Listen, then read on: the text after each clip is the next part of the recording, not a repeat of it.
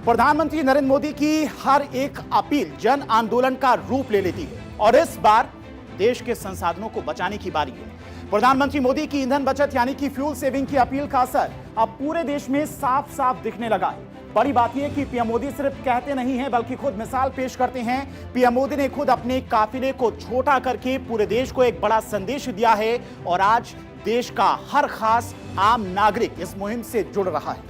सियासत की गलियारों से लेकर आम आदमी और अदालत की गलियों तक प्रधानमंत्री मोदी की अपील का जो असर है वो साफ साफ और सीधा दिखाई देने लगा। देखिए रिपोर्ट।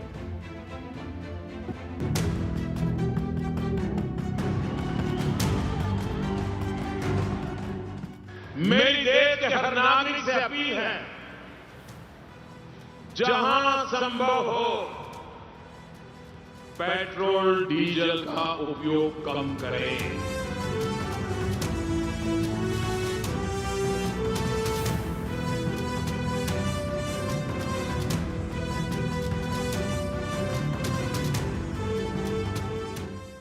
एक अपील और बदल गया पूरे देश का मिजाज।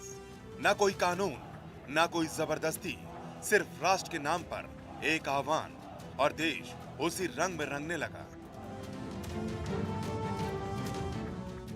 पश्चिम एशिया के भीषण ऊर्जा संकट के बीच जब प्रधानमंत्री नरेंद्र मोदी ने देश से ईंधन बचाने और सादगी अपनाने की अपील की, तो देश ने सिर्फ एक भाषण नहीं सुना बल्कि एक नए युग की शुरुआत देखी। भारत माता की। एक ऐसा नायक जिसने देश को बदलने से पहले खुद को बदला। आमतौर पर भारी सुरक्षा और लंबी गाड़ियों वाले कॉन्वॉय में नजर आने वाले प्रधानमंत्री नरेंद्र मोदी आज सिर्फ 2 गाड़ियों के काफिले में नजर आए।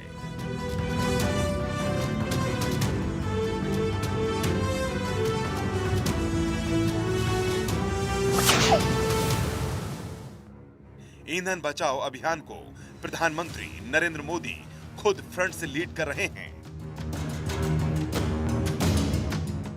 प्रधानमंत्री नरेंद्र मोदी ने खुद अपने काफिले को छोटा कर दिया है। पीएम मोदी ने अपने काफिले में गाड़ियों की संख्या आधी कर दी है। पीएम मोदी ने कहा है कि उनके काफिले में इलेक्ट्रिक वाहन बढ़ाए जाएं, इसके लिए नए वाहन ना खरीदे जाएं।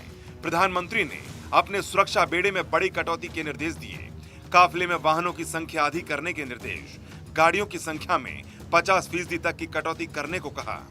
बेड़े में इलेक्ट्रिक वाहनों को बढ़ाने के निर्देश, अनिवार्य सुरक्षा निर्देशों से समझौता किए बिना अमल के निर्देश। पीएम के निर्देश के बाद एसपीजी ने शुरू किया अमल। पीएम मोदी के निर्देशों का एसपीजी ने पालन करना भी शुरू कर दिया है। जानकारी के मुताबिक हैदराबाद में अपने भाषण के तुरंत बाद गुजरात और असम में पीएम मोदी के काफिले में गाड़ियों की संख्या को कम कर दिया गया था।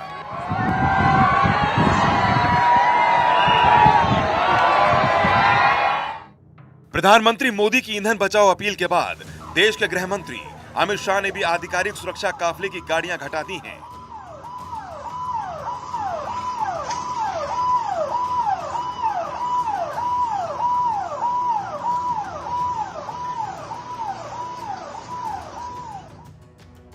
केंद्रीय गृह मंत्री अमित शाह ने अपने काफिले को आधे से भी कम कर दिया है।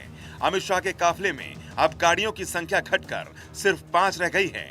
गृह मंत्री अमित शाह को गृह मंत्रालय की Z+ सिक्योरिटी प्राप्त है, जिसमें करीब दर्जन भर गाड़ियां शामिल होती हैं, जो अब आधी से भी कम हो गई हैं।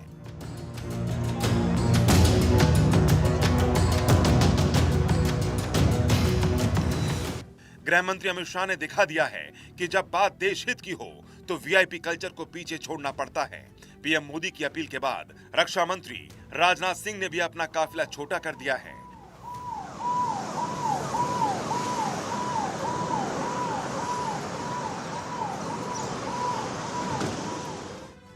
रक्षा मंत्री राजनाथ सिंह ने अपने काफिले को लगभग आधा यानी 50% कम कर दिया है। पीएम मोदी की पेट्रोल डीजल बचत के बाद कई मंत्रियों ने अपने काफिले में कटौती की है। केंद्रीय मंत्री जेपी नड्डा ने भी इस पर अमल किया है।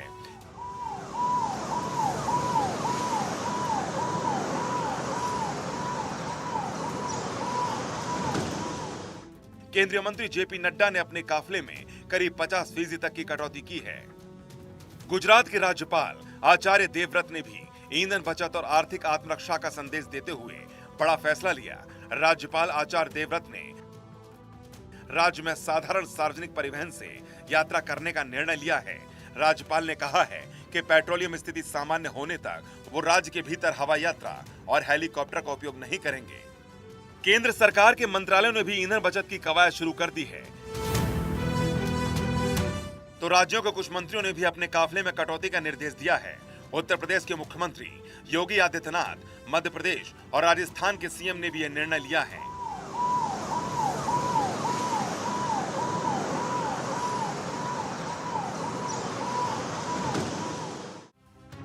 उत्तर प्रदेश के मुख्यमंत्री योगी आदित्यनाथ, सीएम और मंत्रियों का काफिला 50% छोटा हुआ।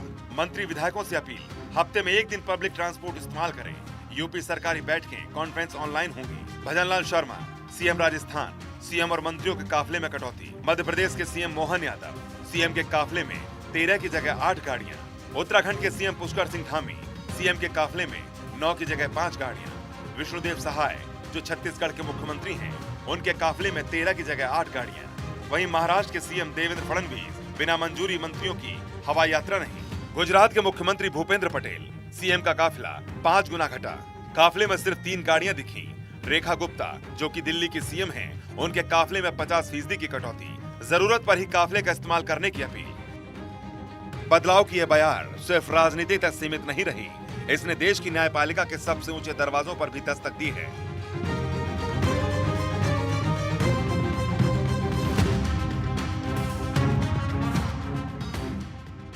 मध्य प्रदेश हाईकोर्ट के न्यायाधीश द्वारकाधीश बंसल जब अपनी चमचमाती सरकारी गाड़ी छोड़कर 3 किलोमीटर साइकिल चलाकर जबलपुर पीठ पहुंचे।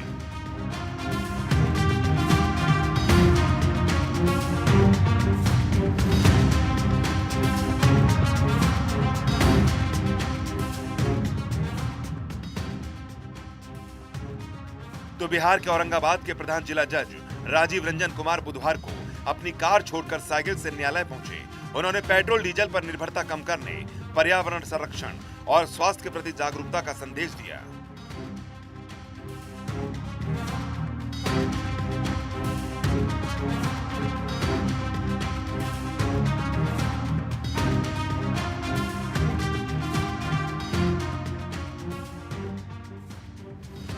जज साहब ने साफ संदेश दिया कि 1 से 2 किलोमीटर की दूरी के लिए गाड़ियों का धुआं उड़ाना बंद कीजिए। प्रधानमंत्री नरेंद्र मोदी ने 10 मई 2026 को हैदराबाद में एक जनसभा को संबोधित करते हुए देश की जनता से अपील की थी। मेरी देश के हर नागरिक से अपील है, जहां संभव हो पेट्रोल डीजल का उपयोग कम करें। मेट्रो का उपयोग करें, इलेक्ट्रिक बस और पब्लिक ट्रांसपोर्ट का अधिक इस्तेमाल करें। कार पुलिंग को बढ़ावा दें। जिनके पास कार है वे एक गाड़ी में ज्यादा लोगों को साथ लेकर चलें। जिनके पास ईवी है वे भी दूसरों की मदद के लिए आगे आए। पीएम की अपील का असर पूरे देश में देखने को मिल रहा है। क्या आम और क्या खास और क्या वीआईपी, सब पीएम मोदी की अपील का पालन करते दिखाई दे रहे हैं। दिल्ली सरकार में मंत्री कपिल मिश्रा ने मेट्रो में सफर किया, तो वहीं दिल्ली सरकार के शिक्षा मंत्री आशीष सूद भी मेट्रो में सफर करते नजर आए। मेट्रो के बाद मंत्री आशीष सूद ने ई-रिक्शा में सफर किया। बिहार के मुख्यमंत्री सम्राट चौधरी ईंधन बचाने और पर्यावरण संरक्षण का संदेश देते हुए इलेक्ट्रिक वाहन से सचिवालय पहुंचे।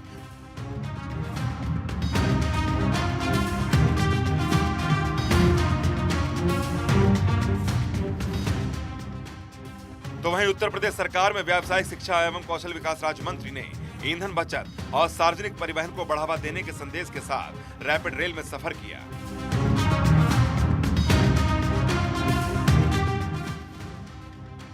मध्य प्रदेश के ऊर्जा मंत्री प्रद्युम्न सिंह तोमर ने ईंधन बचत और स्वच्छ ऊर्जा को बढ़ावा देने के संदेश के साथ इलेक्ट्रिक स्कूटर पर मंत्रालय जाते नजर आए।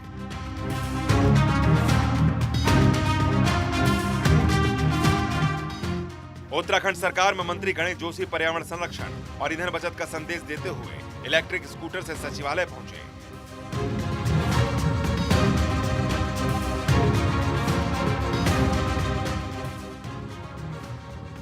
भारत की इस तस्वीर को देखकर दुनिया हैरान है, क्योंकि शायद ही किसी देश में ऐसा हुआ हो कि बिना कोई कानून बनाए, बिना किसी कानूनी जुर्माने के और बिना किसी जोर जबरदस्ती के पूरे देश को एक पटरी पर ला दिया हो। प्रधानमंत्री नरेंद्र मोदी की एक अपील पर पूरा देश सादगी के रास्ते पर चल पड़ा है। जब पश्चिम एशिया का ऊर्जा संकट दुनिया को डरा रहा है, तब प्रधानमंत्री नरेंद्र मोदी ने देश को सादगी का वो रास्ता दिखाया है जिसने उन्हें देश का ही नहीं बल्कि दुनिया का महानायक बना दिया है। Bureau report, Bharat 24।